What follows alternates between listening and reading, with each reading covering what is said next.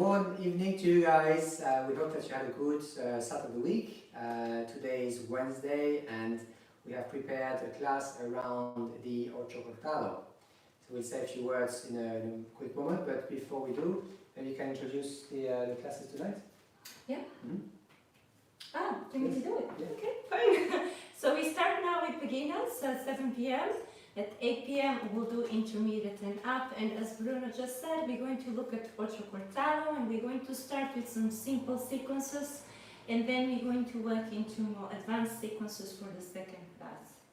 Okay, so as usual, we welcome our complete beginners today, and for your benefits and for the benefit for those who just started recently, we'd like to start with a few considerations around posture and how to start moving in tango. So I start with the leaders and Paula will actually explain a little bit for the followers.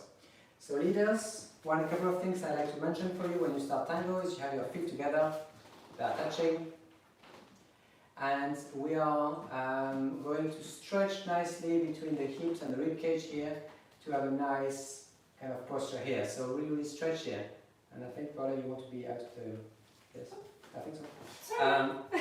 You just had half of you, so we're a bit strange. Okay, so we have our hips and torso trying to stretch, and by doing so you're going to have a bit of elongation here, and your head is in natural alignment, so it's straight. And what you're going to do with the hips is go a little bit backwards so that you have some weight on the heel. It's very, very important to have this little bit posture as opposed to being a bit forward here, so a little bit back here so that you have a nice posture.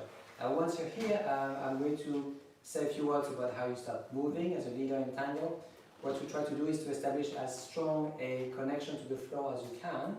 So therefore, you're going to start with your projection, which is this movement here. So the front leg, in this case my leg, is going to go straight, and I'm going to straighten the knee as well.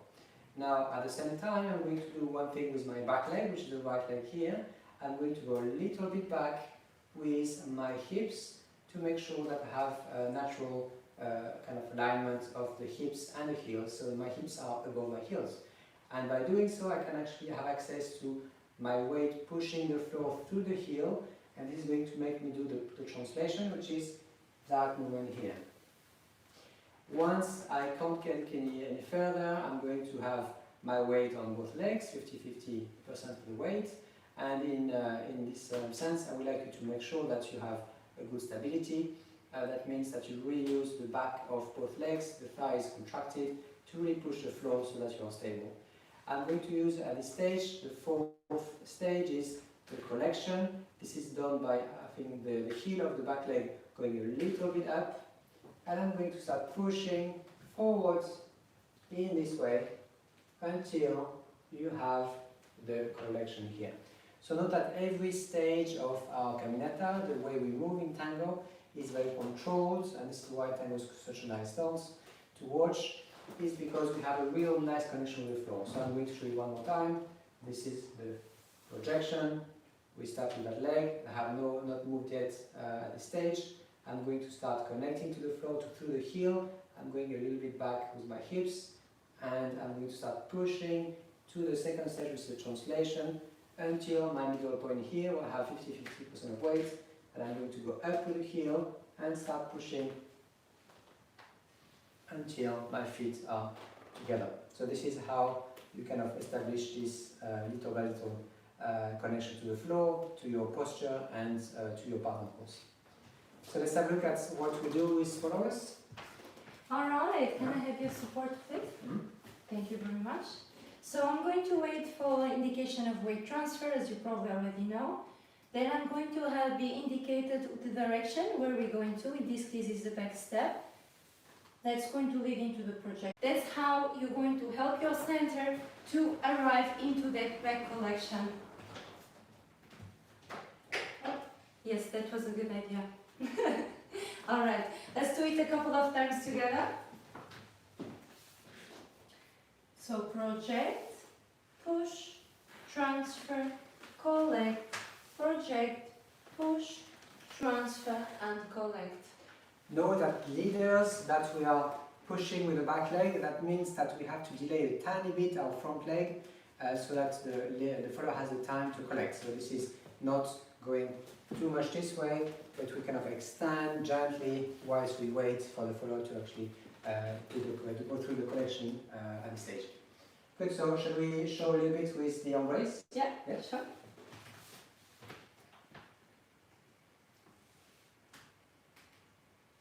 So let's... With music right now? Yes. Okay. Alright. So I'm going to start the tango by inviting my partner with my left hand here.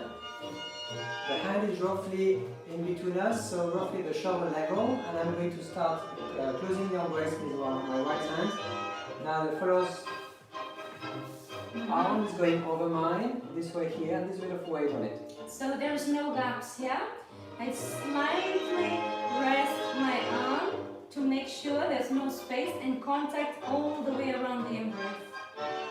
Right, so once we're here, you start moving. If you've done a bit more tango, you can start closing your embrace and establish a contact in the center of your body here. Make sure you have a tiny bit of weight in your partner, not too much, because each leader and follower is responsible to keep their axis, so we don't depend on each other for balance.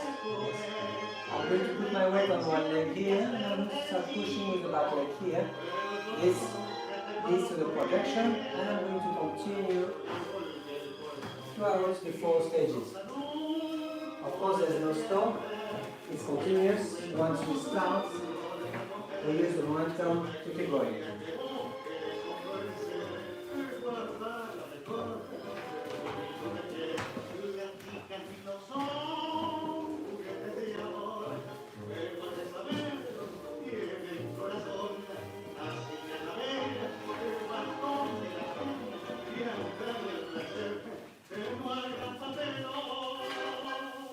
So, as usual, when you start tango, you need to really take your time to breathe in and so on. So we really encourage you when you practice to really have a nice posture. Use your breathing in when you start, and then really push with the back leg as a leader to establish this nice communication.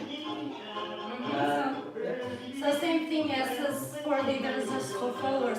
Don't block the breath, yeah? In and out, let it have its natural flow. Now in terms of contact with the center, I feel a little bit of resistance. I wouldn't say too much body weight is not good, but a little bit of resistance through the center so that I can receive the communication from my partner clearly that the weight is going to be transferred from one leg to the other leg. Alright, so let's do it one last time.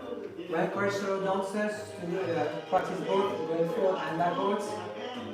It's the end of the song.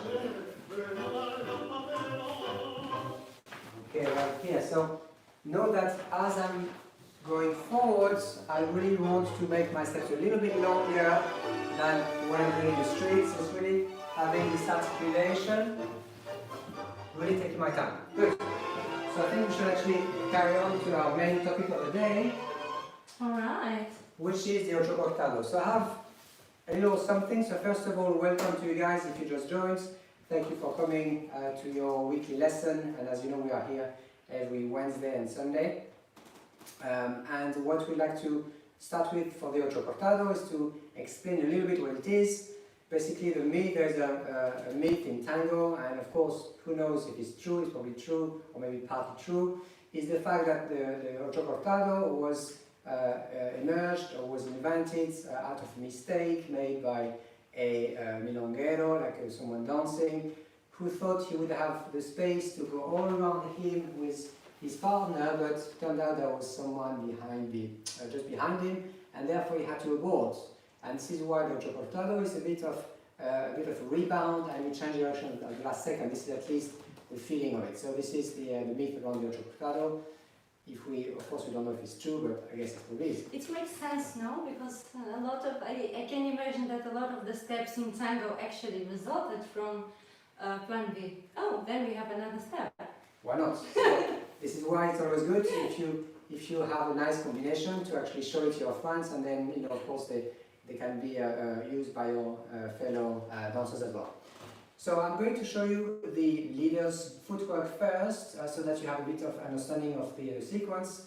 I'm going to show at different angles, first this way and then back to the camera, so that you can practice with me as a leader. If you're a follower and you're just joined here, of course you're also welcome to practice both roles. So I'm going to, as the Ocho Cortado is concerned, I'm going to do a rebound with my left leg, which is basically a half step interrupted with a channel direction. So what is a rebound? If you haven't done rebounds before, I'm not going to take too much time on rebounds, but it's important to understand what it is. A rebound is basically not a step forward followed by a step back. A rebound is simply a step which is interrupted. So we do half of the step and already we change our mind and we go back. This is a rebound. So therefore, there's a real push of the foot on the floor, and if you like to practice for a couple of seconds, this is a rebound where I'm kind of going and I'm pushing back. So the energy is not forward and then back, it's actually back as soon as I leave the step. What I'm trying to say is, I'm not going with the energy forward and then I revert to back. I'm going back straight from where I start. Can you see the difference between this and that and here, where I push the floor as soon as I reach this contact on the floor. So this is a rebound, and of course we have different types of rebounds. We have rebounds forwards, rebounds backwards, rebounds sideways. So this is something that we are going to use for the Ocho Cortado, and if you're interested in rebounds specifically, we have a rebound workshop planned in the next couple of weeks, so have a look at the program if you're interested. So the Ocho Cortado is this. 1 and 2, 3 and 4. So let me show you a few times. We are going to do a rebound with the left leg, followed by a step backwards. Yes, it's very, very important to have an understanding of the footwork, so it's easier than to lead. The step backwards here is actually not a huge step, but still a normal step. Yes, so I'll show one more time. 1 and 2, and then here I'm going to open with the right shoulder, or the right platform raise, and I'm going to go and put my foot here before I come back. So again, this is a rebound here, a rebound here. 1 and 2, 3 and 4. There are different ways to actually go back from the side step, the rebounds. I'm going to, for now, show you going back to the left leg. We will show how to go back to the right leg later. Do you mind showing the back to the camera? And 2, yes. I was about to do that. Okay. Good. Right, so. We know you guys like that. If you want to practice, you practice together with your leaders. Left and left, right and right.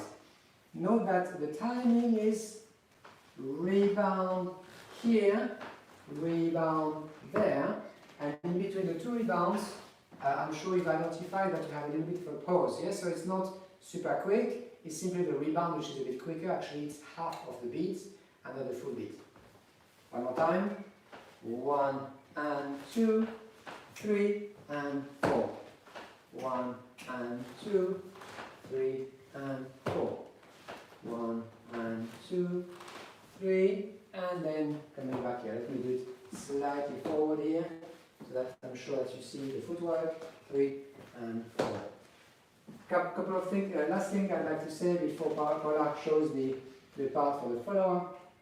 I'm going to make sure that as I go sideways, I really go the hip and the shoulder together. Yes, so it's some kind of, if you have seen this in our past classes, it's actually an association that we do. We are going in association left shoulder, leg shoulder, before we come back here to really have this sensation of going. Yes, so it's not, I go and then I kind of bring my hips, my torso. Okay, there is one question. Shall I? Okay, so this association wise, how does it work for a leader? Okay, so I guess I answered. So dissociation here, of course, this dissociation is going to be a little bit at the rebound stage. Now here, do not send the hip and then the torso. As a matter of fact, if you want to build a dissociation, you can, but in this case, dissociation has to be torso first and then hip. I prefer to see it as a bit of an association because it's actually a bit clearer for the follower. But if you want to have a little bit of dissociation first and then send the torso, it's possible. You don't have very, a lot of time if you do so, but it is possible, yes. 1 and then here I start opening, and then I send the hip here. So it's quite quick. 1 and 2, up, 3 and 4. Okay?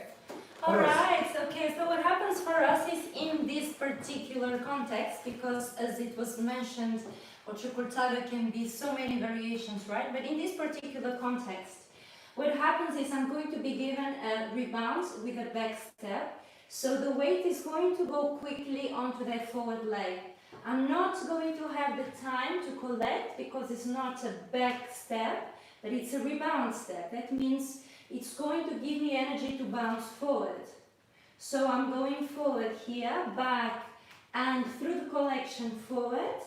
Now a little bit of pivots to go into the side step and waiting to see what happens here. Now in this particular context it's going to be a cross. So I'm going to start pivoting and rotating, ending on the left foot here, transferring the weight, and then exiting however it's being led. Okay, I'm going to do a few times.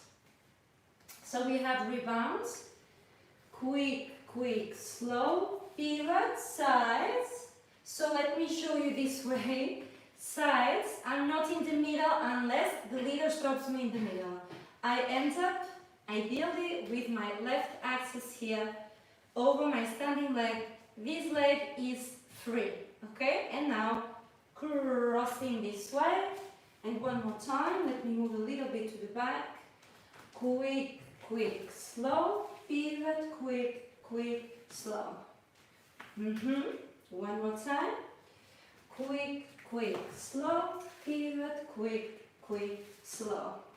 Now, of course, it's common sense that we want the cross here not to be too wide open because this is a closed cross. It's not a wide cross.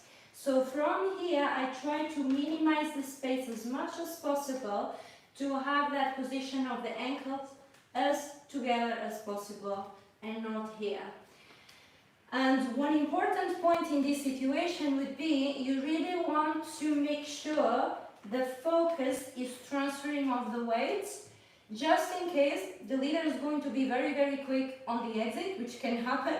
So you have to pay attention whether it's really going to the left, liberate the right leg right away. Now in terms of this association, it's going to depend what I'm being given by the leader, but I personally enjoy when I'm being given this association already in the first step. So instead of going completely straight to the back in my rebound step, I have a little bit of turn here, which gives me a little bit more dimension to the movement itself.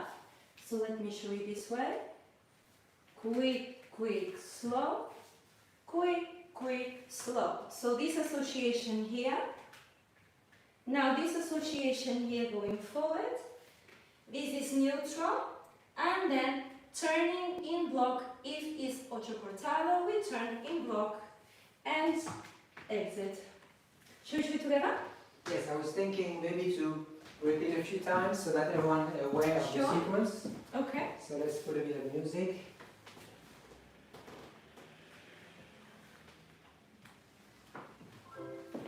So, you want to do it individually? Yes. Okay. So leaders on the left and foes on the right. Okay, get ready. Leaders on the right leg, ladies on lefts. E.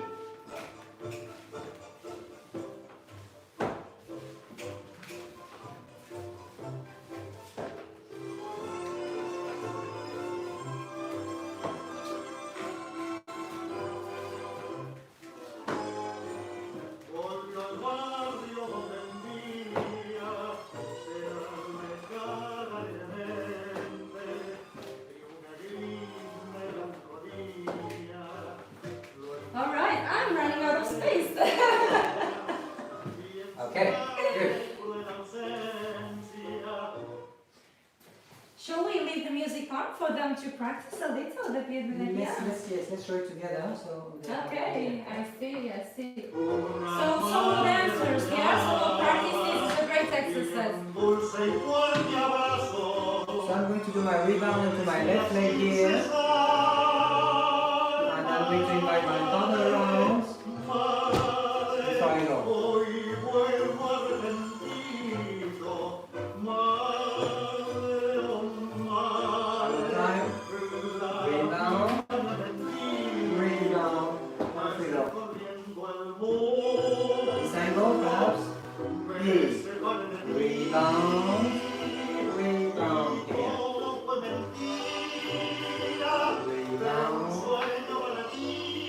rebound. Okay, this angle. Rebound.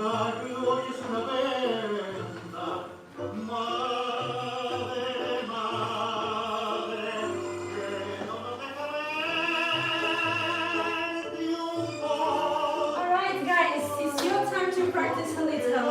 Okay.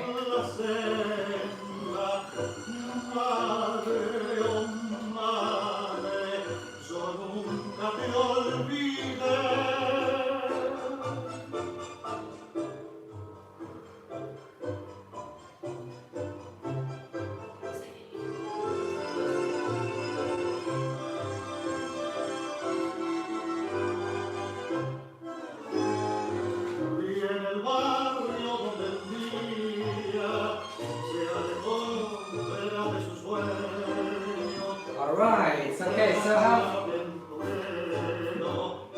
a few things I'd like to mention for leaders. The Ocho Cortado that we did here is a classic Ocho Cortado, and as you could see, the timing was quick, quick, slow, quick, quick, slow. Yes, so it's actually not too fast, not too slow. That's the timing normally for the Ocho Cortado. It's al dente. It's al dente, we can say it this way, yes. Ocho cortado al dente. Yeah, why not? Ocho cortade. Okay, so I'm going to go on the heartbeat here, then have a little pause. Yes, this is very important to understand the timing here.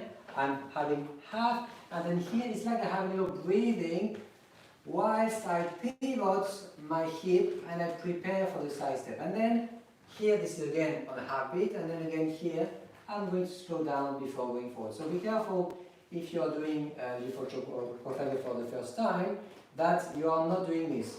1 and 2, 3. Yeah, this is not 1, and here is there's a little pause here, which is 1 and 2, 3 and 4. And then again here there's a little pause, so do not rush the next step, which will be, by the way, with your left leg leaders. Yeah, so it's half, half, full beats, and then half, half, full beat here. This is how we normally do the Ocho Cortado. That doesn't mean, however, that this is the only musicality or the only timing that we can have with our Ocho Cortado. As a matter of fact, as we'll show you in a second, we can do it slowlier, as in quick, quick, slow, slow, slow, and slow. This is something, of course, as a leader, that you can show to your partner, and this is, of course, depending on the music. So if the music suddenly goes slower, this is a nice little change of your Ocho Cortado musicality that you can use, once in a while. So up to the leader to choose, and this means that the follower has to be, of course, very attentive and needs to make sure that they wouldn't accelerate when there is no lead, or they wouldn't anticipate, for this Ocho Cortado.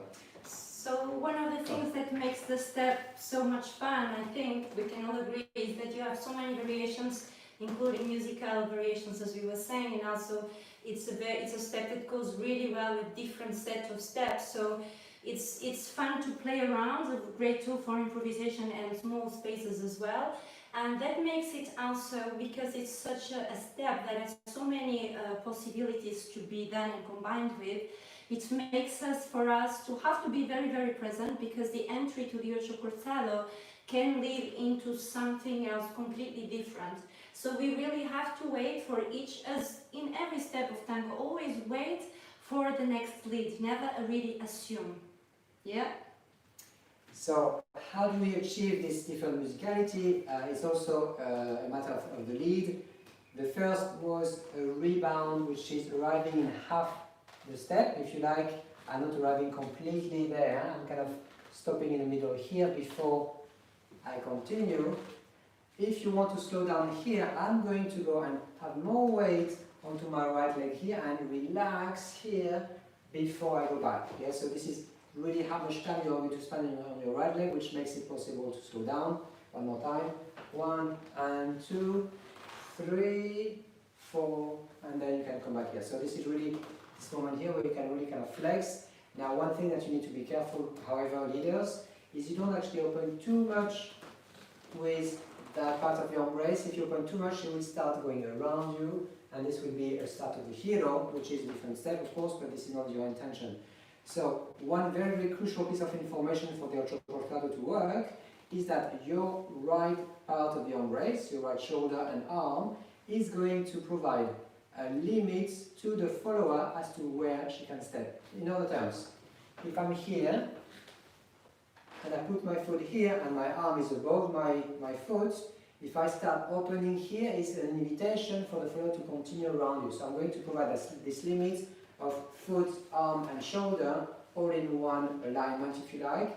And I'm going to allow my partner to put a little bit of push on this part of my embrace, and she's going to feel the resistance, and this is why she understands that she needs to come back, or at least wait for further instruction, as opposed to continuing to go onto the right. This is important because if there is not really a block for me to stop that side step, I might continue rotating and going into something else, maybe a giro, for example. So, or an ocho back, yeah? So it's really helping me to have that signal. We're going to stay here. So therefore, that's why it's so important to communicate for follower, that leaders communicate with the right side of your embrace at that specific moment. And we have a couple of questions. Okay. Shall I have a look? Of course, let's have a look.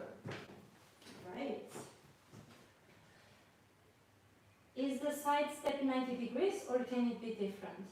So the side step, of course, it's nicer to be 90 degrees, then it's kind of a clean line, but it can be different. So we are going to show different Ocho Cortado later on, or maybe on Sunday, where we have a bit more rotation. So it's not only, this is the classic Ocho Cortado going straight, maybe let me show you here. We were going straight here, and therefore it's a 90-degree angle here before we come back. But there's different types of Ocho Cortado where there's a little bit more rotation, they are a bit more complicated. We are going to show that a bit later on. So yeah, you have linear Ocho Cortados and circular Ocho Cortados. So in this case, with the linear one, that's what happens, a 90-degree angle. I would say it's ideal also from the point of a perspective of a follow. Yes, I think it's nice to keep it kind of nice in line. So yes, I would say it's probably best to keep at 90. So maybe we'll show you. Yeah. 1 and 2, and here, this is where I kind of mentioned earlier, the limit I'm giving to my partner here. See, my right arm is putting the limit. So my partner is going to push against this arm to feel until where she can go, and she can feel that she cannot go any further, therefore she feels that she has to come back and do the cross. Yeah, so this is how we really establish a clear understanding as a follower until where we can go. Of course, as a leader, the lead should be quite clear and clean. So it's important to have always the left side and the right side, it doesn't matter, leaders are always ready to be activated. Yeah, so that we don't miss on important signals. Exactly, so let's do it one last time, maybe this way, and then we show it with music.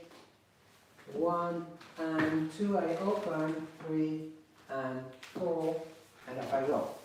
I have one last thing for leaders. Sorry, it's a lot of information, but it's Ocho Cortado. Need to be a bit precise. And also you can stop this video anytime, right? So later when you watch it again, and if you miss some information. So, yeah, go for it. So, this is what I would like to say. This is a failed Ocho Cortado. 1 and 2, 3. See here, what happens is I send my partner to my right hand side, but my side step was too small, therefore she overtook me. So the idea, leaders, if you want to have a comfortable Ocho Cortado which is clear, is that your side step at the end is matching hers. Let me show you. 1 and 2, and here we both, I don't know if you see my feet and hers, are roughly in line. I'm neither here nor there, I'm together. So that means, as the leader, of course my step to the side is going to be relatively short, but I'm going to drive my partner with this part of the embrace to step ahead of me, basically in front of me. Yeah, so my right foot is in front of her left before I take her back here. So this is something which is important. Actually, one more time. 1 and 2, and here, see my foot is roughly in line with hers, because she felt until where she could go with the right part of my embrace before I send her forward at this stage I should already have pivoted, and off we go here. It's best if you try the Ocho Cortado to make sure that there's a little pause at the end so that we can both breathe in and it's not rushed.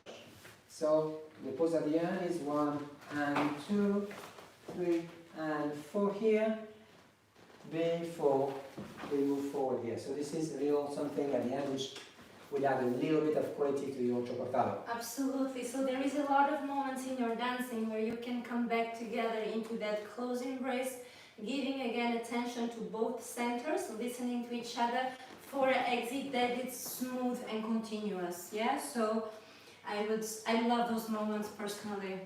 Right. So should we show a little bit with music? Why not, right? This is why you're here.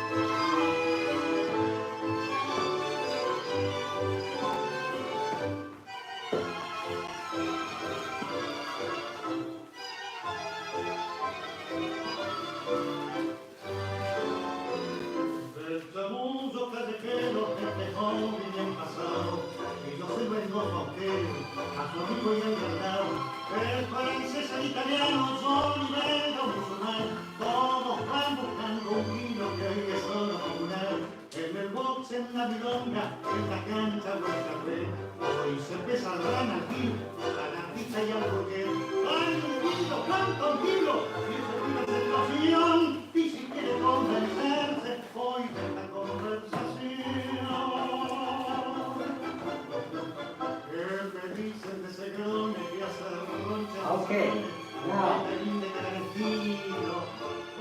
there's one more thing I'd like to show you guys, is the fact that you can, if you like, repeat this side step back and forth by lifting your partner a little bit. So let me show you.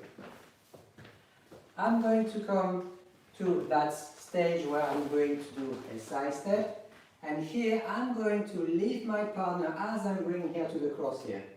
But I keep her lifted, therefore I can do this a few times before we carry on here. One more time. 1 and 2, 3 and 4, 3 and 4, 3 and 4. In terms of footwork here, you have different options, leaders. Either you have your feet together, you wait with your feet together, or what you can do is just tiptoe so that to mark the step to the side and back, step to the side and back. It's up to you. Of course, both are valid, but I find it easier to actually mark the beats so that you keep, your ear on the rhythm and the music. So what I feel in order to get out of the crosses, to come back into that weight transfer and to exit the movement, is a release, especially of the left side of the leader's embrace. So if I'm being kept up and then there is a release and a slight grounding, it's a very clear indication for me that we are exiting that sequence and we're not going to be repeating another cross. So for this reason, it's really helpful when you leaders are clear about keeping your partner up and releasing to exit, because she is set into that mode. She needs new information in order to know the step has ended. Remember this, leaders, we can't read your mind. So this is important information. So as I'm exiting, I kind of relax my embrace, and this actually is my signal for my partner to change her weight from the left leg to the right leg here in the cross. The right leg, the left to right leg change of weight, of course, should be automatic. If I show you a typical cross, I'm going to do this, and that's all it takes for her to change. I don't need to have an explicit leads for this to happen. But in the case of the Ocho Cortado, if I keep her lifted, it means please do not change. So she's going to have her foot on the right leg, she's going to cross, but she's not changing, and she, of course, has the opportunity in this case to go back and forth from the cross to the side step. So this is something that you can play with as a leader before you exit the Ocho Cortado. Should we show it again? Yes, so just one more tip, because I haven't really spoken about what the feet actually do. So if you're achieving the same crossing position, only the left leg remains off the floor. Can you, yeah, thank you. So I'm just going to show them this way. So what happens here is you achieve this position here, and then instead of transferring and releasing, you stay, then you reverse with pivot, and in now the heels, try as much as possible to have a neat finishing here each time, yeah? So instead of just kind of not completely finishing the cross, that can happen when this transition is quick. So keep that in mind, or keep always the feet as together as possible. So I think it's time for me to tell you the difference between open and close embrace. The Ocho Cortado can be done in both open and close embrace. I show you both. This would be open embrace, maybe as a little bit diagonal so you can see. You can actually keep the embrace open. In this case, the movements are a little bit more ample, of course. You can start traveling a little bit more. But now, if you start to close the embrace, it's going to be a little bit more compact. 1 and 2, and of course, you have much less space for your feet leaders, especially this small step to the side before you go. So, in this sense, I'm going to have a bit more of a compact version.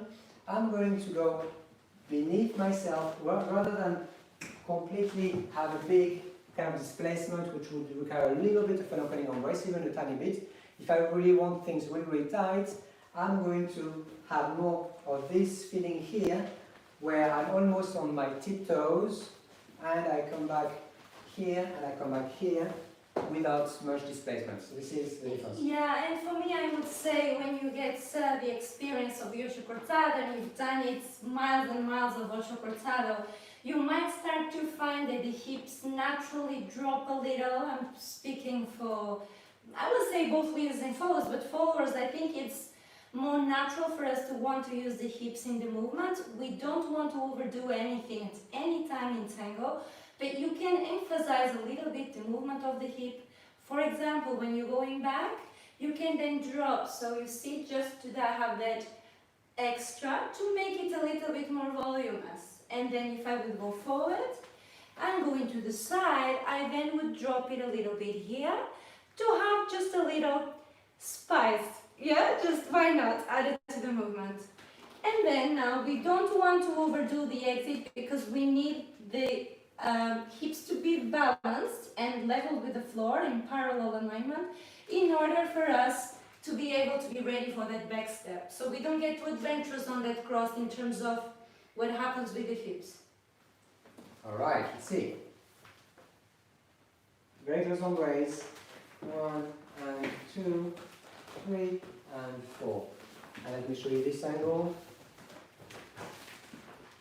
1 and 2, 3 and 4. 1 and 2, 3 and 4. 1, 2 and 3. So of course, in the close embrace, I try not to use my right part of the embrace to push up back into cross. The part which is going to be a little bit more active is going to be the left part. So this means here I'm driving her with the right part of my embrace, but to take her back is the left, asking her to come back here. And this is the same when you do this repeated Ocho Cortado. Pam, pam, pam, here. And if I decide not to change my weight, I can style whatever I do with my right, because I don't need this here, either there or there, before we go. So I'm also going to show you a few adornos for this in the demonstration, which is going to happen very soon, guys, because we just ran out of time. So let's talk a little bit about the schedule. For the ones of you, probably most of you already know, but so what's happening after tonight? It's Friday, so we have our technique and styling class, 7 p.m. leaders, 8 p.m. follow us next Friday night. So this is about understanding musicality, so interesting session if you who want to have a little bit more information around musicality, what it means and how to play with it. Then on Sunday we have our second session around the Ocho Cortado, which is an iconic step. So this is where we spend a bit more time. So 2 p.m. and 3 p.m. 2 p.m. beginners, 3 intermediate and advanced dancers on Sunday. Then next Tuesday is our next tango workout. So we are back on Tuesday, 12:30 p.m. During lunchtime, UK time. And then finally next Wednesday is the new week from there. That's right, and guys, so if you want to have a look at what we have been doing, tanguito.co.uk/library, that's where you find lots of different classes for purchase. And of course, if you want a little bit of fun, something slightly different, why not? Then have a look at what we've been doing on Instagram at Tanguito Academy and at PDuarteTango. So feel free to pause this video at any time necessary. And lastly, if you have not paid for tickets yet, we would really appreciate, guys. And if you really can't, please buy a donation. It's tanguito.co.uk/donates. And I think we forgot an important detail. What happens on Saturday? So Saturday is a one-off session, so it's a free lesson for complete beginners. So we have organized this lesson for all your friends and family. Maybe you would like to show them what is tango, what it's all about. Of course, it's online, so they can join from their home. They don't have to have a partner, they don't need even a big space. So we're going to have a look at to talk about what is tango, have a bit of a look at the songs, the music, and of course we have a little routine that we've prepared for them. So it's quite fun, and it's designed for people who've never danced in their lives. So super easy. So Saturday 7 p.m. UK time, yes? Okay. Right, time for demonstration. Okay, let's do it.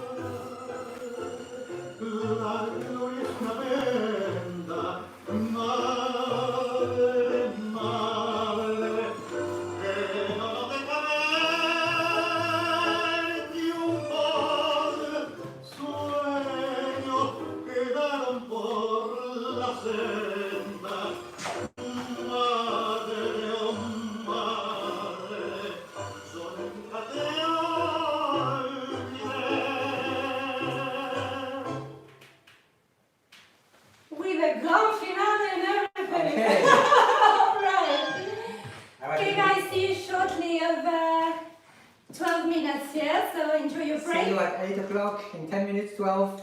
We have lots of variations to show you on the Ocho Cortado.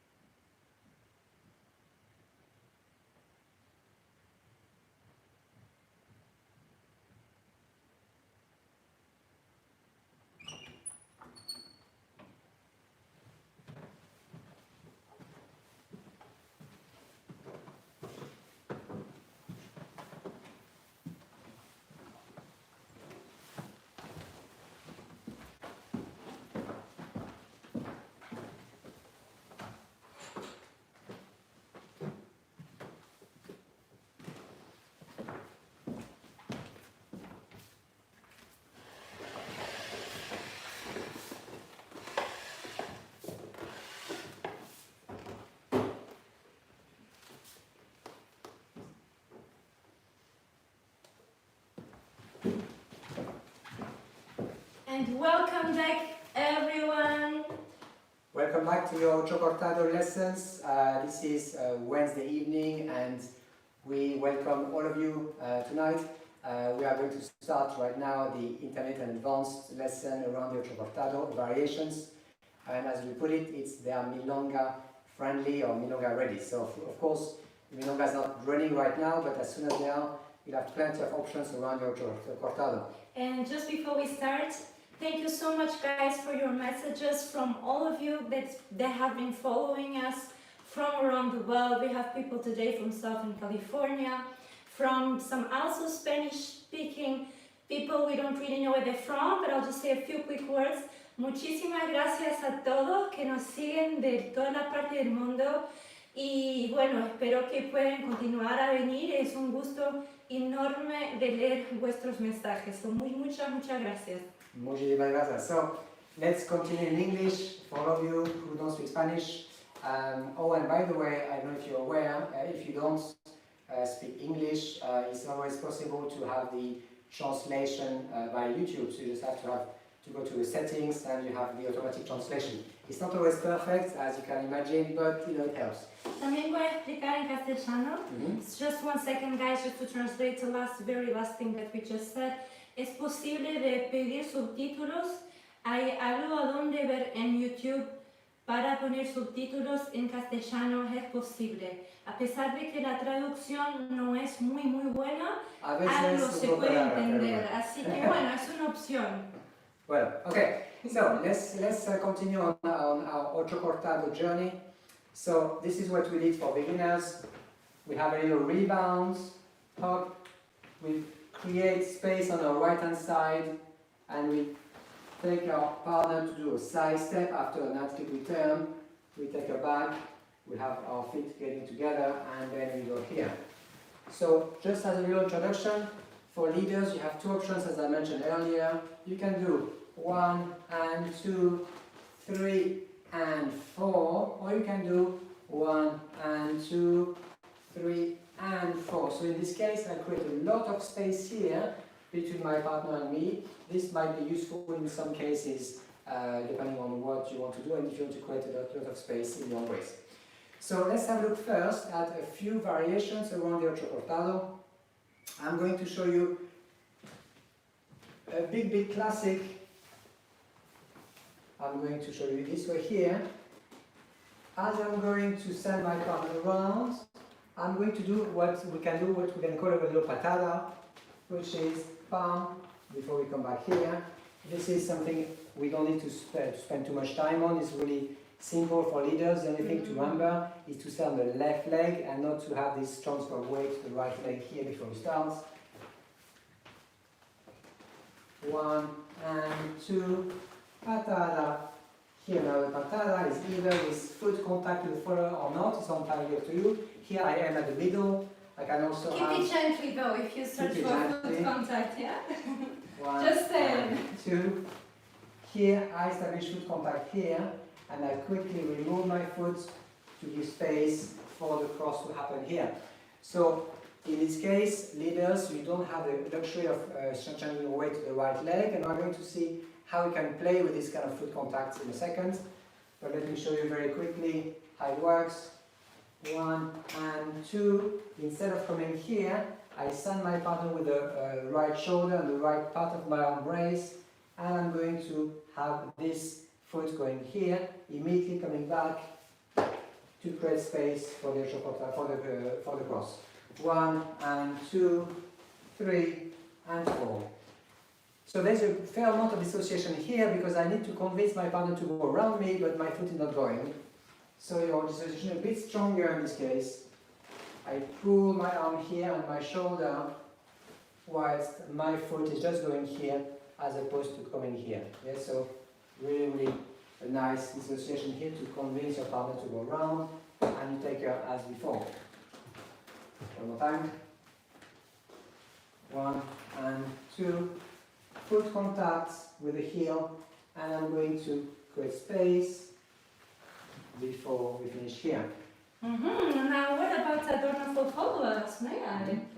It's only fair. Alright, so I would suggest an Ocho Ocho Cortado is one of those steps. It's very, very flexible to put different things, different embellishments at different stages of the step. I'm just going to pick one possibility right now, which is going to be a piqué after the forward step, or on the fourth step, as you want to see it. So we have rebote here, without adorno, for now, okay?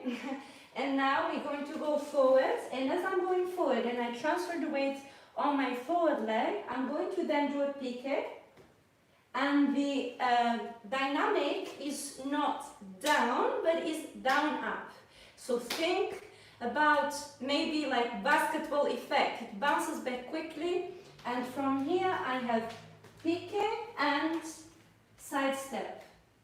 It should not interfere with the timing of the actual step, okay? The adornos, unless they are actually there, they should not interfere in the timing that the leader is giving, okay? So let's me do the full sequence, and quick, slow, piqué, side, and cross. One more time, rebound, forward step with piqué and side and close. Let me show you this way. Quick, piqué, side and cross. Can I show it with you? Okay, let's do it. 1 and 2, 3, 4, no, maybe this way. 1 and 2, 3, 4, no. Yeah, so the idea for you leaders is really to have a good foundation on your left leg here, so you are able to send your partner around. Don't forget what we said for the beginners, which means that the right arm is providing a limit as to where the follower should step. This is a crucial piece of information. If you go a little bit too far, she's going to start traveling around you. Don't cry for me, Argentina. Sorry. I have to do that. So here you have brought a limit here. Have a real kind of a bit of a pressure here to prevent her from going any further. So followers, make sure that when you pivot, you don't go too far, because if your hips are pivoting too much, then it's quite hard, it's difficult to actually come back in time for the cross. Yeah, so what you want is to land on the side step. Now, if there is a little bit of disassociation of the leader, it's going to be also for us the same thing. So that means my position is not here, but it's here. Now, it should not influence the standing foot to pivot, unless there will be leaving from the embrace for me to pivot and go into something else. So here, my position is over the left leg. I can then emphasize a little bit just by having that hip, left hip dropping down a little, and then waiting to see what happens next. And cross. And then wait to see if it's an exit after the cross.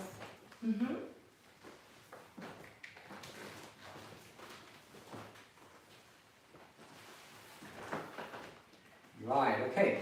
Now let's see as a leader what we can do to make this a bit more fun and kind of stretch the stop or the block we have with the foot, because basically what happens here is I'm going to provide a tiny bit of pressure on the right foot, unless you're right, this is right, yeah, on the right foot of my follower here, and if she tries to go and collect the feet, she cannot because of my foot here.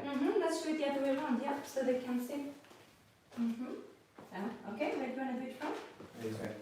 So, 1 and 2, here I apply a bit of pressure, it's almost like the feeling of a barrida, before it's blocked, yeah, so it can't collect.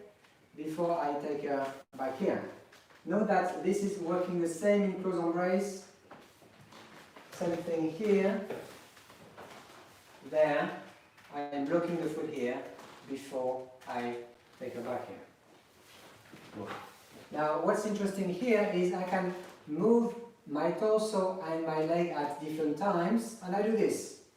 This will actually send the partner to go left and right, but she won't be able to move the feet. Let me show you how it works. 1 and 2, 3. Here I'm going to take her back this way with my embrace, but my foot is going to block this foot here. And again, from. So I have to go, the foot and the torso are going on opposite sides. When I'm going to the left with my torso, I go the right to the foot and vice versa. If I don't, then she will obviously start to collect. Yeah, so this is a mechanism to prevent her from collecting and therefore stepping anywhere else. So make sure when you do that, you kind of have a soft contact with the foot. It's not really kind of fair to have it too harsh. So this is how it looks. 1 and 2. Here I block her, I block her again, I block her again, until maybe in this position here, I'm actually connecting to her right foot. I'm going to finish with the false and we exit here. Can I just explain the transition of the weights since we've done this? So from here, my leader is changing my axis, so through the center, there's no projection, nothing, just transfer of the weight, moving the center over the other side. So it's going left and right and left. So there is nothing like this, okay? And also not stopping in the middle. So right fully, there, there, and there.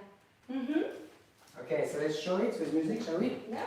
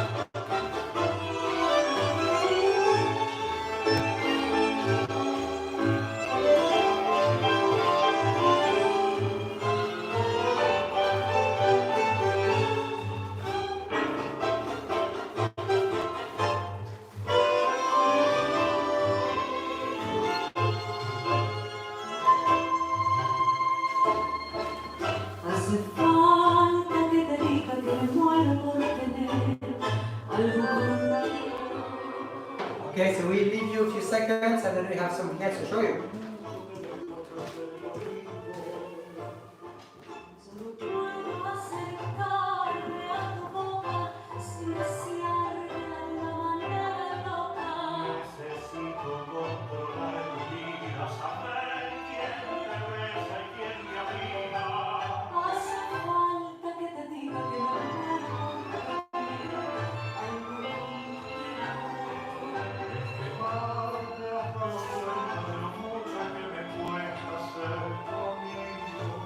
Alright, okay. So, yes, there's a question in the feed. Is there any weight on the foot that blocks the foot of the follower? Yes, there's a little bit. Basically, I'm really preventing her, so the feeling of the barriga.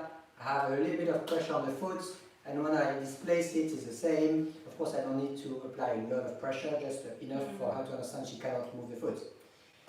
So let's have a look at the next variation, which is involving a bit of a wrap, a little gancho if you like, in rotation, which is also quite nice. So we're going to start with the same idea, and we're going to open and place our leg next to the left leg of the follower. And as I'm doing so here, I'm going to have a little bit of a dip to grab, to actually catch this leg here, because the idea is as I go a little bit beyond what I was doing earlier, she will start to bring her hips to travel a little bit back, but very quickly she will feel that my leg is here, and she will understand that it's a trap, therefore there's a bit of a wrap here. So when the rotation is happening, that's going to then indicate for me to pivot. And as I pivot, do you mind if we show it this way so they can see what's happening on the standing leg? Thank you. So from here, what happens here is the rotation happens. The pressure on this side of the embrace is going to increase with the rotation, and I'm going around this way. That's going to make my standing leg pivot, the rotation of the embrace. So here, that's going to change my hip position, the pivot. Now, because this leg is in the way, then the wrap is going to happen. I don't try to manually force the wrap. It happens because 1, there is rotation, 2, his leg is in the way. So when he rotates and his leg is in the way, I'm going to pivot and then create the wrap here. Good. Now I'm going to have a bit of rotation to the left hand side. I'm going to pivot my hip and I'm going to trap the other leg for the next wrap here. So the first one was this way here, and the second, that one here. So note, leaders, that basically, if I can show it without you, the idea is that as you are sending her to your right, you are opening the hip a little bit to the right, and you are going to bend the knee to create space for her to enter, and it's going to be the knee towards the right here. Now, when she comes back to the left, to your left, it's going to be a bit of a rotation of the hip so that you can bend the knee to the other side here. So it's bending, if I show you this way, it's bending this way and then bending this way, yes? It's bending to the right, bending to the left. So you need to have a little bit of agility in your hips to come here and then to come here. So this is really a little bit of rotation of the hip so that your knee can bend and therefore can track the leg. If you forget to actually turn the hips a little bit and you can't turn the leg, then she will have some hard time to find the space and the second wrap might not happen. So remember, what's causing the wrap is the rotation of the embrace. That's going to cause the pivot forwards. Don't try to make the wrap happen because you have a slight suspicion or you know. A bit delicate, yes, especially if it's not in the intention. So be careful and wait for the right timing, because you can then have clashing knees and feet, and we're trying to avoid that. So really feel the rotation taking you into the pivot. Essentially, this is what happens from here. I'm going to rotate 90 degrees this way, and at the end of the pivot, my leg is going onto the wrap. So this is a good exercise perhaps for solo dancers. Okay, and for anybody watching that is interested in this exercise, basically, let's try it together. From here, you turn 90 degrees here, and then at the end of the pivot, make sure the standing leg has all the weight, and then bring the wrap and reverse. So we pivot and wrap and reverse. Of course, you can train the other leg as well. So pivot, wrap, and reverse. One more time. Pivot, wrap, and reverse. Alright, so just a few ideas, yeah? We'll show you one more time. In terms of the timing, it's probably the recommendation is to do it 1 per beat. So it's 1 here and 1 here. So something like 1 and 2. I catch the first one. I allow my partner to get close to me in the embrace. Be careful that you don't actually keep her too far. She needs to get access to the embrace a bit close here. And how we make that happen, we slide the embrace here on this side. Do you mind changing? Sorry. This is actually an important point, huh? So when we're here and we're going around, this needs to slide to close in the space, both of us, you see? So we're going around. Now we have the right distance here to then cross the wrap. of course, surprise, surprise, you can continue and do as many as you like. But your weight being onto your left leg mainly. I'm now going to probably finish with a transfer to the right leg here. It's going to make a exit the wrap and then you finish in cross system.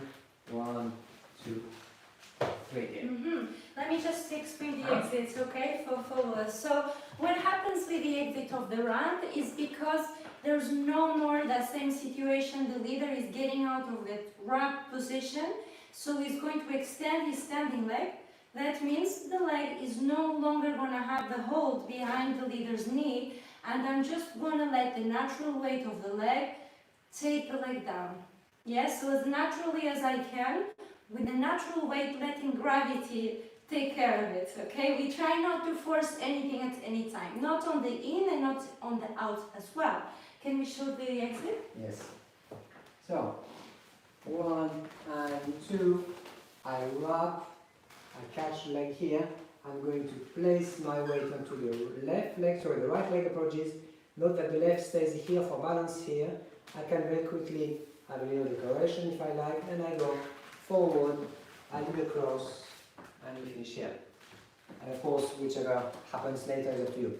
So really, really important when you kind of place your weight onto the left, onto the right leg, the right leg, not the left, is to straighten the leg. So the knee is straightening here, and you place your heel on the heel, your weight on the heel. So what does it mean? It means that your hip have to go a little bit back here, so that you have a better balance here. So I'm leaving the left behind, so I have a greater amount of surface on the floor to accept her weight, because she might of course need my help at this stage to unwrap. So it's going to be 1, 2, 3, and then I go and finish in cross system, and therefore resolve with a cross. Yeah, so there is one question regarding the PK. Thank you so much. By the way, we love your questions, guys, because it helps us help you and provide for you according to your needs. So feel free at any time, any class, even outside class. If you have any questions, get in touch with us. We always welcome this. So thank you so much. So responding to the question about the PK, it's only possible to collect after the PK if you are not displaced in the space. So in case of the Ocho Cortado, not really, you're going through, depending also on how much rotation your leader is giving you. But if I'm on a linear situation, why don't we see what happens? Yeah, so we have here, and now I have PK, and I try to go quickly through the collecting position, but I'm not pausing, because I have to continue to the side step. Now if it's very quick, the quicker it is, the less time I have to spend on the collection, okay? I think this, hopefully this makes sense. Now, if I'm on a situation that I'm starting a dance, let's say here, and I have a PK, I can then return because I'm still on the same situation, we haven't gone anywhere. So if I am placed on one foot and I'm playing and I can do a PK here, then it should be possible to calmly come back and stop at the collection. I hope this is answering your question. Okay, so let's show it quickly with music and then we carry on.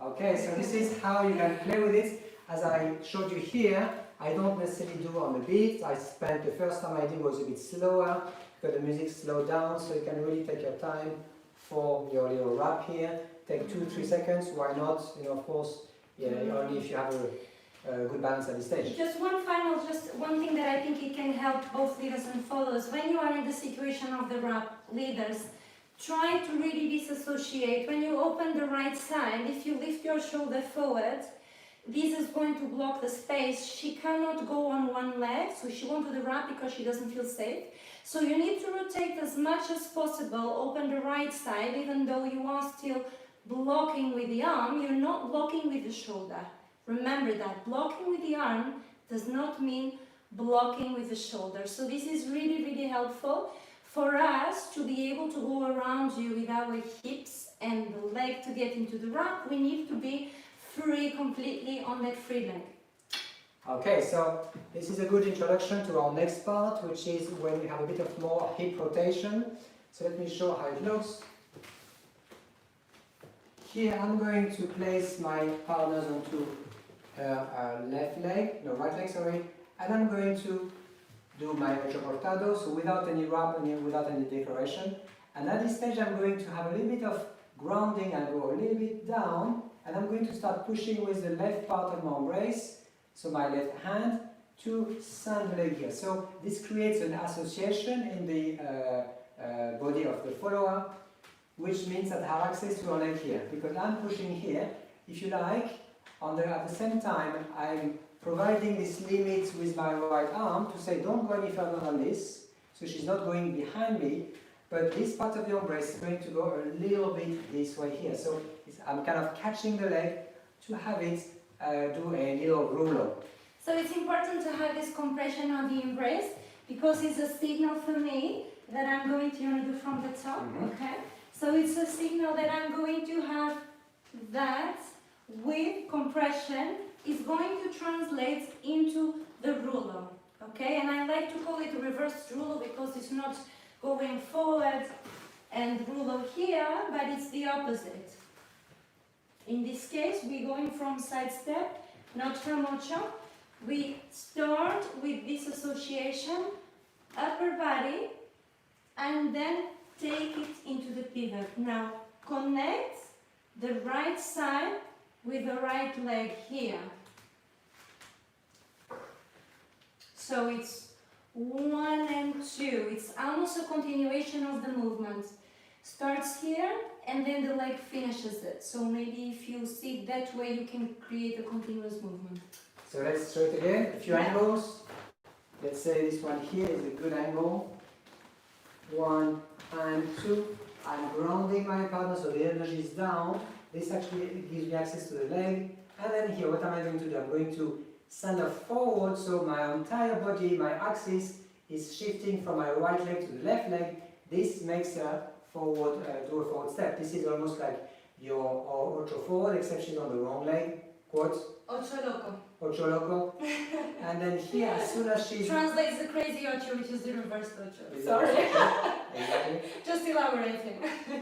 So once she's actually onto her right leg, I'm immediately going to start pivoting her to produce the cross here. So this is normally what is a bit tricky for the leader and the follower to catch, is the timing of the cross, because she's going to be very open. So for her it's not a 90-degree angle anymore, it's 180 from here all the way to here. So you need to make sure that you catch her in time for her to understand that this is what you have planned, what you're leading. One, a little bit of lead forward and the cross here. So this was sometimes referred to the Ocho Cortado de la 40s, from the 40s, because this was something that was done before in the past, depending on who's obviously describing it. But it's actually quite a nice one, which is a little bit softer than your usual Ocho Cortado. Okay, I need to explain the parts of the ladies as well. 1 follow. and 2, 3. Here I push down and I indicate with my left hand the rotation of the leg of the follower. Let's show it this way now, so they can see maybe diagonal, they can see that we do it together. And what's happening is that movement, I'm kind of driving the leg and drawing something on the floor with the leg of the follower. So it might be a good exercise for you in couples, or even if you are a solo dancer, you can of course do the embellishment. But let's try to find this moment together that I receive the impulse, turning it into the pivot, and then transferring the weight. Now we're reversing it up and over to transfer the weight. So, Ocho loco with a ruler and cross.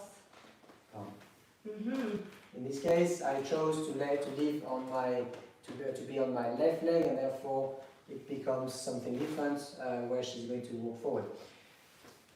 One thing that I'd like to show, which is quite interesting, is if you close your embrace leaders and you have a good connection with your partner with her right arm, you are able to have a bit more control over what the leg is doing. So let me show you. It actually necessitates the leader to close the embrace and have contact with the right part of his chest. So I'm going to, if we do the last step here, I'm going to establish contact here, and I'm going to be able, just with a little bit of back and forth with my axis, to draw something on the floor with the foot of the floor. Why don't I explain a little bit about what happens here with the free leg, maybe? Yeah. But can I just show it this way so that they can see the leg, because the other side was a bit strange. So from here, once I'm here, there is a little bit of circularity from me to going away from the axis, back into the axis, but it's very small, yeah? So we are not really trying to create a massive movement. We keep it inside the embrace, together. If I exaggerate a little bit to show you, it will be something like this. Yes, but of course it's more coming from axis and not so much with the arms. So think of that movement comes from the center, and then the embrace responds to it. So we keep the amount of pressure together in the middle, and now circle from below the knee. And by the way, I think maybe this Friday I should spend a bit of time with Adornos and Ocho Cortado. Well, What do you guys think? If it's about Yes, of musicality, course tango, it's about fine. musicality, You have to be on variations. topic. Absolutely, I thought about that already. Okay, So, right. guys, let us know. What would you like for me for the followers class? Would you like, let's say, Adornos class on Ocho Cortado? Let me know, yeah?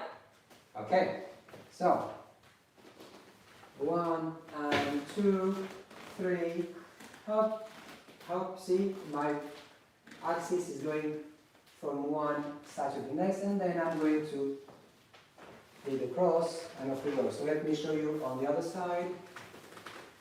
Here, 1 and 2, 3, and then a little bit of this happening before I relax, these steps, and I lead across here. Yes, but sorry, I have to stop you just to explain something that I think is really important. You see my step here, it's a forward step. So don't try already create the cross. I'm gonna arrive with my axis, going with association, and then cross on the spot. Yes? So really try to complete the step. If the leader places you in the situation of the rouleau that you are with the forward step, you don't want to start crossing from here unless the leader is indicating. In this case, is sending me over the forward leg first before the cross on the spot. So you get quite a lot of pivot there. Make the best out of the use of the embrace, without clinging, of course. Alright, so let's try it with music.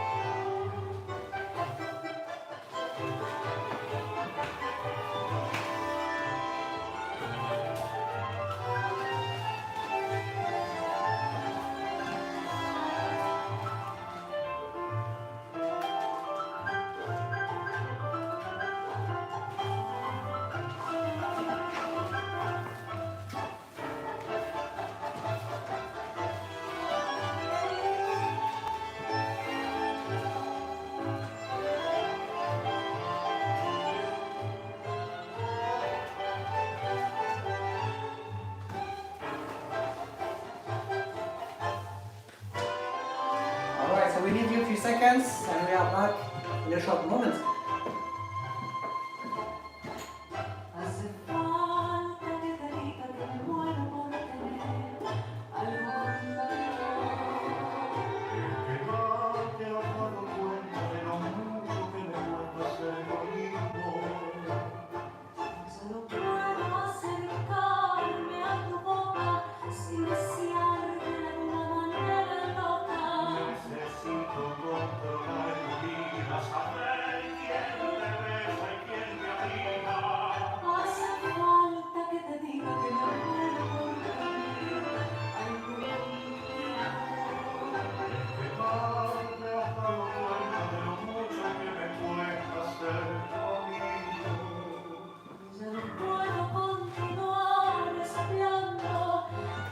Okay, and today we have Romantica Milonguera with us in the iPad, not with us unfortunately physically, but in the iPad, so thank you. If you're around Romantica Milonguera, we love you. Okay, so well, that was one question in the feed, is where is my weight when I lead my partner into the rulo? So this is actually something which is interesting to mention. I'm going to be mostly on my right leg here, but I'm constantly going between right and left to produce this little movement here. So note that I'm not doing just a sideways step. I'm going to the back of my axis and to the front of my axis. So remember that in the technique classes we talked about the range of axes being defined as the maximum you can go forward, side and back, so that creates a cylinder around you without stepping.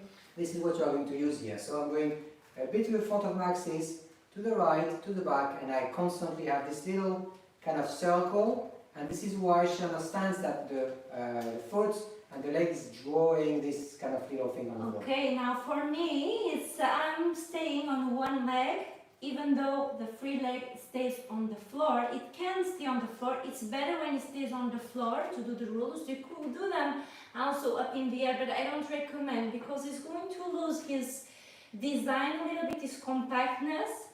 And it's also maybe a little bit dangerous if you don't know where to place your leg in the air. So it requires a little bit of understanding and technique. So for now, I would say have the weight on the standing leg. Now you're relaxing the free leg enough to be able to draw circles from beneath, under, can't speak anymore, under the knee. So let me show you this way. You don't want to take all the hip with you, yeah? You want to be just the foreleg involved. Now, of course, all the body is going to move with it, but we are not getting anything out of alignment. And the free foot can then have contact with the floor. But that's not my priority. It's very, very gentle, the contact with the floor. My priority is to stay in the embrace, compact here, and follow that circular leading here. Want to show how it looks if you leave the leg? Or? I could, so this will happen if I would do it in the air. Now, I don't recommend you to do this unless you've done already for a very long time you've done the rulo on the floor and you know that you're not going to take your hip with you or your leg outside of the embrace. So if you have your leg in the air, you could spiral it up, but it's important that it's still moving from the knee, yeah, and then down, and then waiting to see what happens next. And then here, okay. Wow, So we are so quickly. Yes? The time going so quickly. Okay, do you have time for one last combination? I don't know, what do you guys think? Yeah, let us know. We like to hear from you. Do you want another combination or do you like us to do one more time with the music, this one, to show it for you? Yeah, maybe let's give some music in the background. Sure. So that they can have a little party going.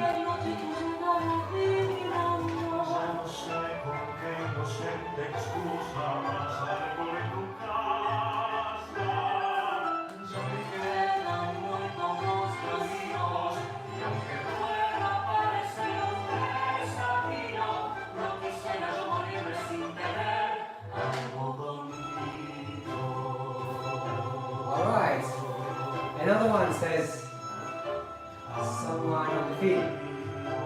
Okay, so we won't have no time, so I'm going to show you very quickly how it's done.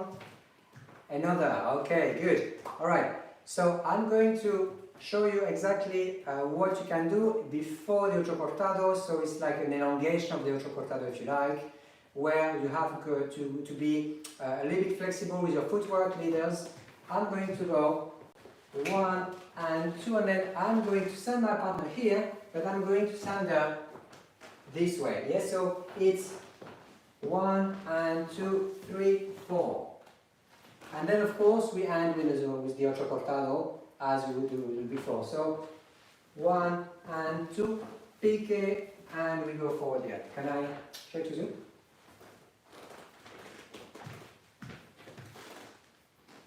One and 2, 3, 4, and 2, and then we finish here. One more time. 1 and 2, 3, 1 and 2, and then we finish this way here. So the interesting combination here is we go and we step with her before we finish on the right hand side. So this is something that you can play with the change of lane, if you like, which has a little bit of something special because it kind of makes the Ocho Cortado a bit longer. And I believe we have another Ocho Cortado class coming up. We have Sunday coming up, yes, 2 p.m. That's and 3 p.m. right. So this is when... So that takes us, yeah, do you want to go for it? No, okay. So let's close the class today. So as usual, we'd like to inform you that if you have missed one of our sessions in the past, you can always catch up with the library, which I'm going to show you right here. And if you're on Instagram, these are our profiles, Tango Academy and PDuarteTango. And finally, if you don't know about the system, we operate on donation base, so if you have the possibility, it would be really appreciated to make a donation, and this is the address right here. Good. So let's have a little... and I think, why don't we speak a little bit about the Saturday, because we have something coming up this Saturday, 7 p.m. UK time. It's a one-off, it's a completely free class for you, for everybody who wants to understand what tango is. So it's an introduction to tango, I would say. So let everybody know, your friends, family, as you say, your dog and cat. No, you're just kidding. So exactly, on Saturday at 7 p.m. It's really for people who've never danced in their life. So they don't need a partner, they don't need a big space, they don't need tango shoes, nothing. So we really will take it super simple. We talk about tango, the music, and we'll show a little routine that they can have fun with. So good opportunity, yeah? So just a one-off, guys. Saturday, 7 p.m. UK time. Okay, so let's finish with a little dance together, and we'll finish with the Andres.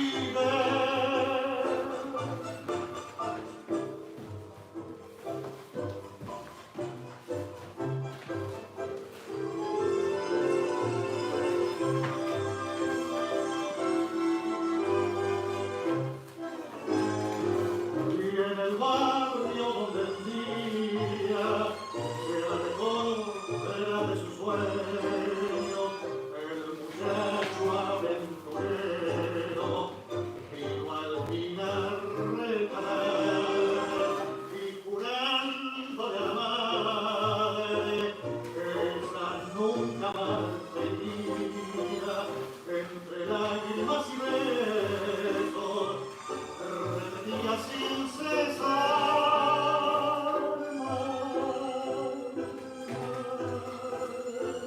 la gloria es una venda, madre, madre, que no nos deja ver ni un sueño quedaron por la senda. Madre, oh madre, yo nunca te olvidé.